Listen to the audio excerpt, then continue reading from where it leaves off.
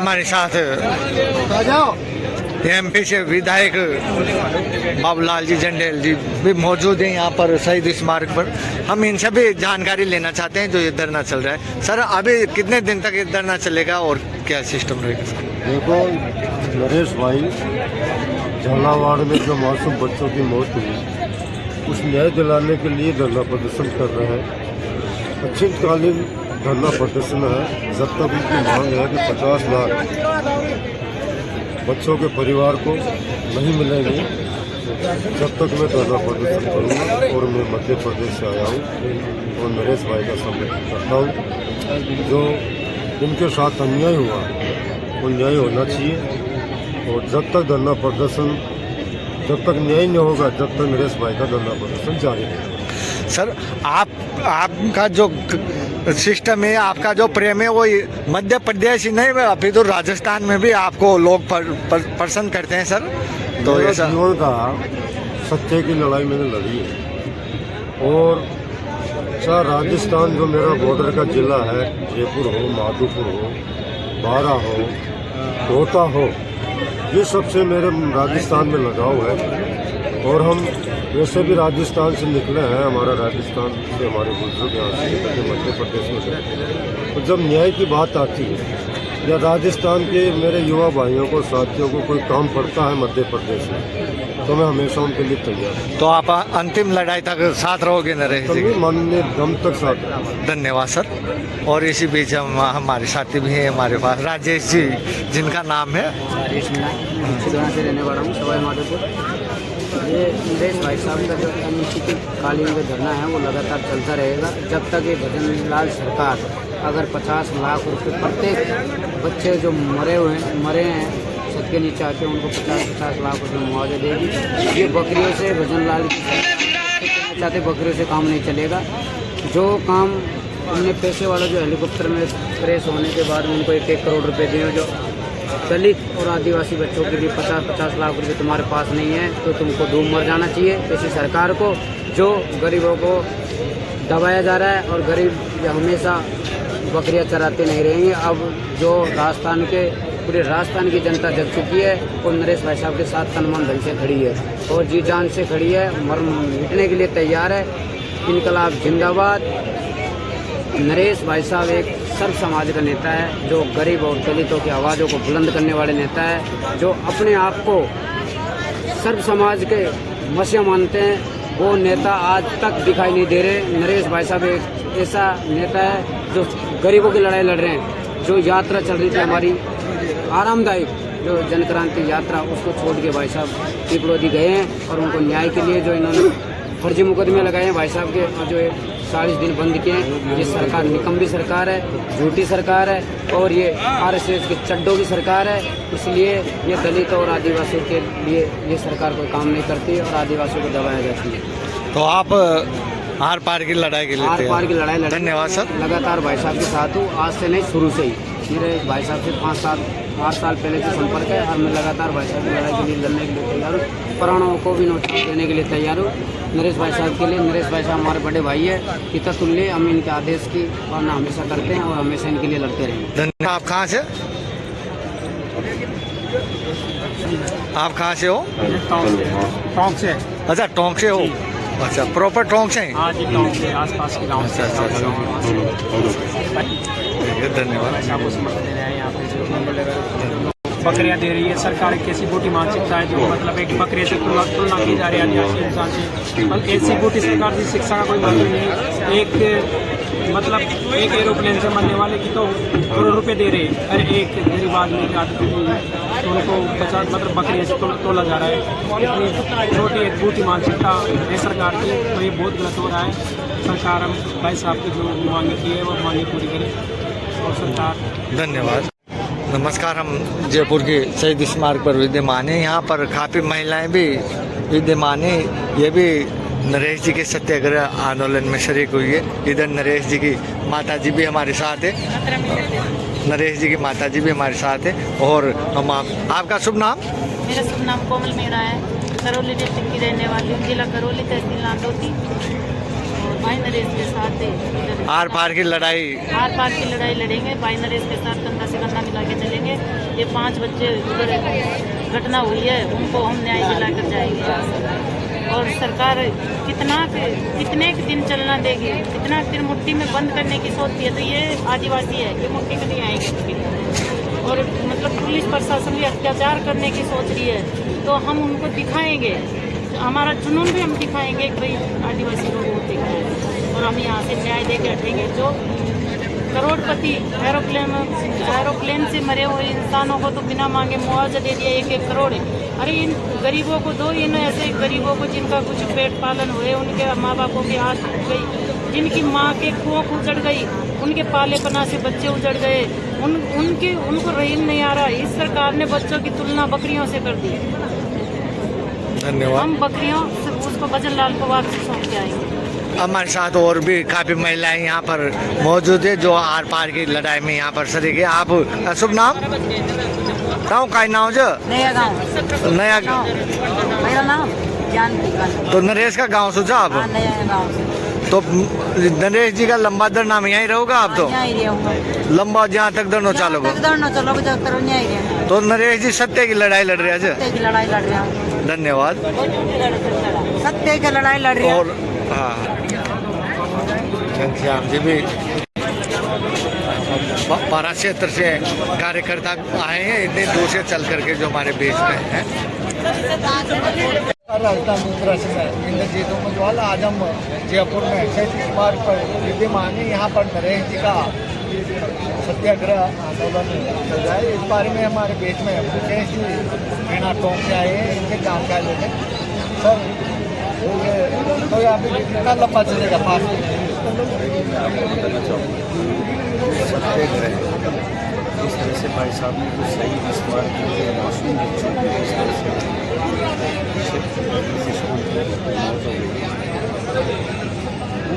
मासूम बच्चों को जिस तरह से कोई न्याय नहीं मिल पाया। हमारे जो राजस्थान में जो जनता थे और जितने भी जो तमाम नेता थे, सबके कहीं ना कहीं संरचना मर चुकी, जो अन्याय के खिलाफ बोल नहीं रहे। और आज इतना बड़ा जो आदिवासी जो समाज है, तो आदिवासी समाज नहीं कर एक 36 कौम के बच्चे थे।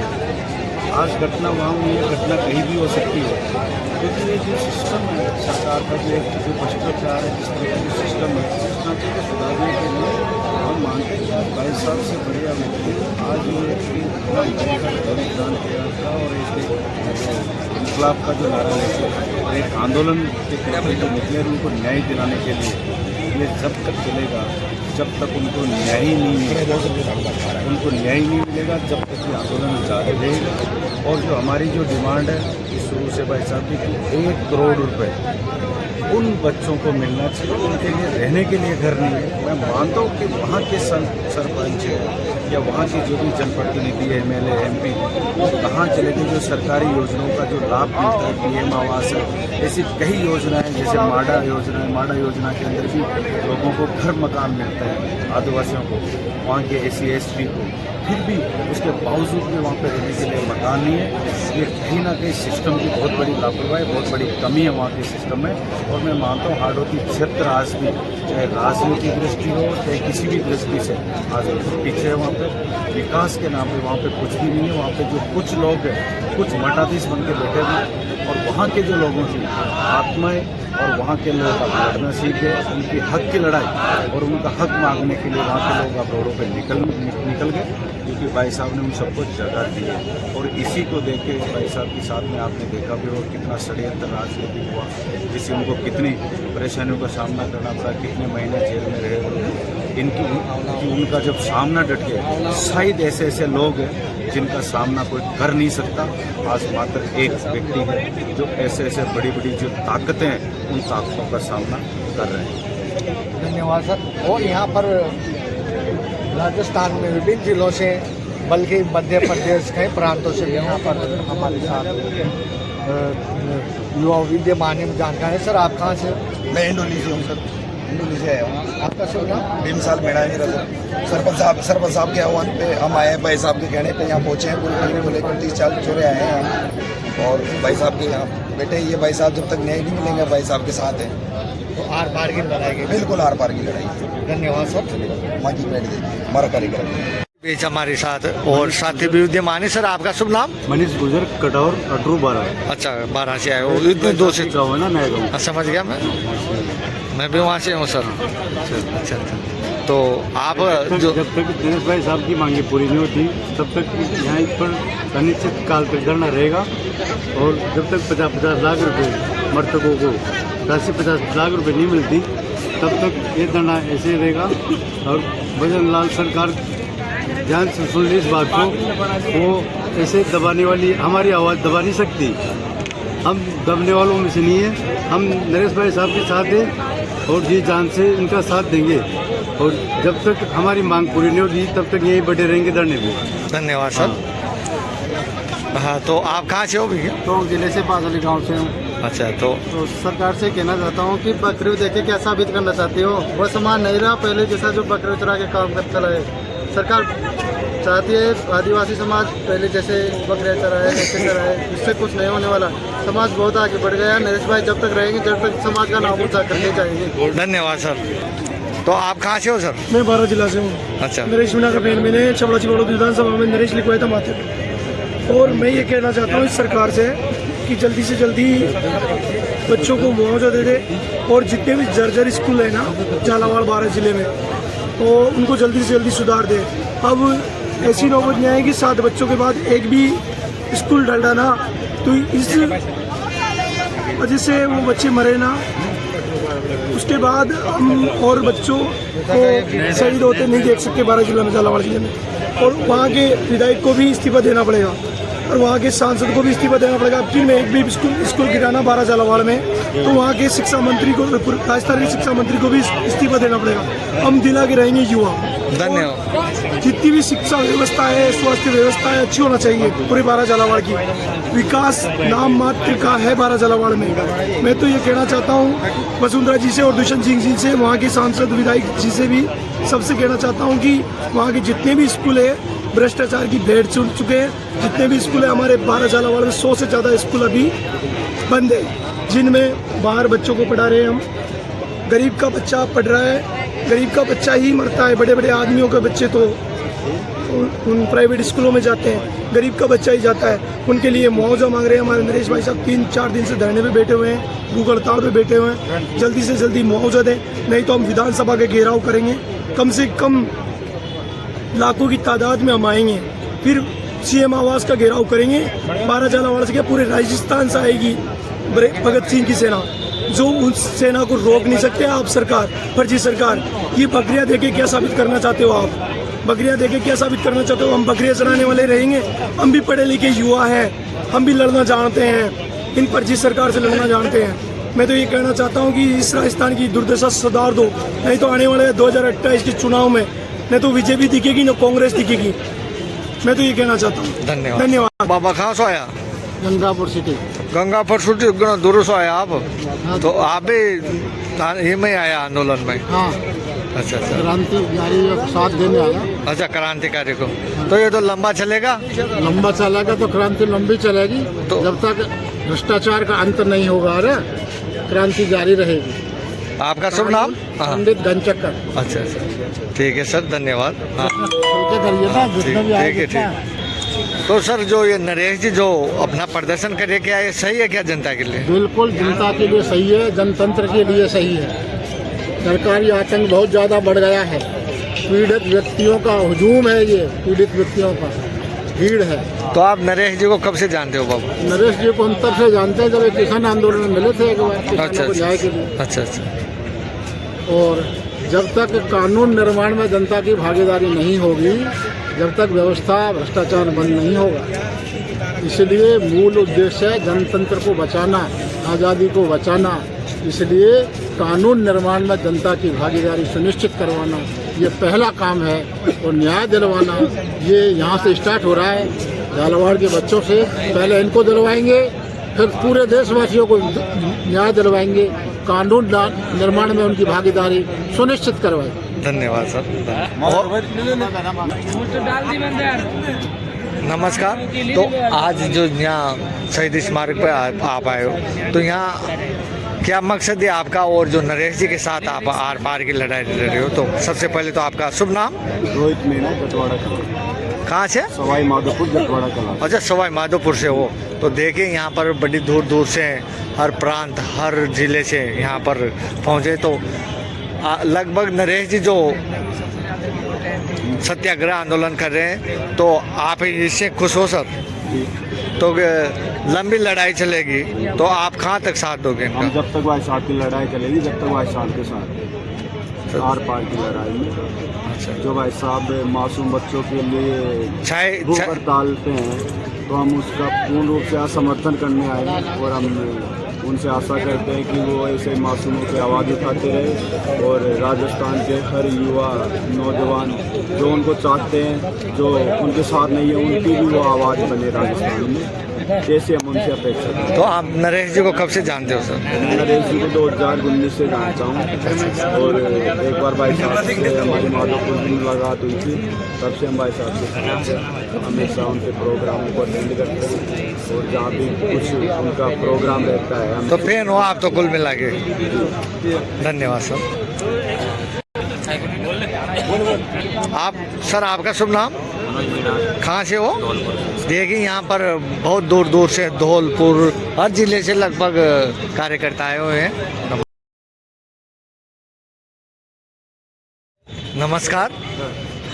हमारा चैनल का भी सौभाग्य है जो आज फतेह सिंह जी जैसे एडवोकेट हमें मिले, इनसे जानकारी लेते हैं शहीद स्मारक जयपुर में। सर, जो नरेश जी ने आंदोलन की घोषणा की है आर पार की, और आपने भी इनके लिए काफ़ी संघर्ष किया है, अदालत जो कोई सा भी केस हो, इस बारे में आप भी अपने विचार। देखो, निश्चित रूप से नरेश का उभरता हुआ राजनीतिक कैरियर है और जिस तरह से यूथ में, आवाम में उसकी चाहत है, वो काबिले तारीफ है। जहाँ तक उसके आंदोलन का और यहाँ धरना स्थल पर बैठे रहने का प्रश्न है, ये उसका निजी फैसला है। क्योंकि मैं वकालत करता हूँ, कोर्ट में पैरवी करता हूँ, उस स्थिति में उसके राजनीतिक कैरियर को लेकर के मैं कोई विश्लेषण नहीं दे सकता। वो उसका निजी फैसला है और उसमें शायद मेरे को इंटरफेरेंस नहीं करना चाहिए। धन्यवाद सर। नमस्कार। हमारे बीच में है जाने माने चर्चित चेहरे प्रहलाद जी खटाना, उनसे आज हम मुलाकात करते हैं शहीद स्मारक जयपुर पर। और सर, आपका शुभ नाम? मेरा नाम प्रहलाद खटाना। अच्छा, प्रहलाद खटाना। तो ये जो लड़ाई है आर पार की शहीद स्मारक पर, तो ये कहाँ तक जारी रहेगी सर? बताया ना, नरेश मीणा जी ने कहा है कि या तो मेरी लाश जाएगी या मैं न्याय लेके जाऊँगा। मतलब आर पार की लड़ाई है। पार की। तो ये हमारे बीच में बहुत ही चर्चित चेहरे हैं उनके, नरेश जी के साथ। और सर, आपका शुभ नाम? शैलेंद्र मीणा। तो आप कहाँ से हो सर? देवली से। देवली जाजपुर। तो आप कहाँ तक साथ दोगे सर? भाई साहब के साथ जहाँ तक डरना चलेगा, आर पार की लड़ाई। आर पार की लड़ाई। धन्यवाद सर। सर, आप कहाँ से? मैं जाजपुर से हूँ सर, चैन सिंह मेरा नाम है मेरा। अच्छा, तो सर जो आज नरेश जी ने घोषणा की सत्याग्रह आंदोलन के आर पार की लड़ाई की, तो आप आर पार की लड़ाई में शुरू से ही साथ थे और अभी भी लास्ट तक भाई साहब के साथ रहेंगे हर कंडीशन में। धन्यवाद। कोई पार्टी विशेष की कोई बात नहीं है, बीजेपी कांग्रेस की कोई बात नहीं है, दोनों ही पार्टियां एक तरह से भ्रष्ट है। और जो किसानों के हित के लिए नहीं बोले, जो गरीब बच्चों के लिए नहीं बोले, तो ऐसी सरकार नहीं थी। धन्यवाद सर। नमस्कार सर, आपका शुभ नाम?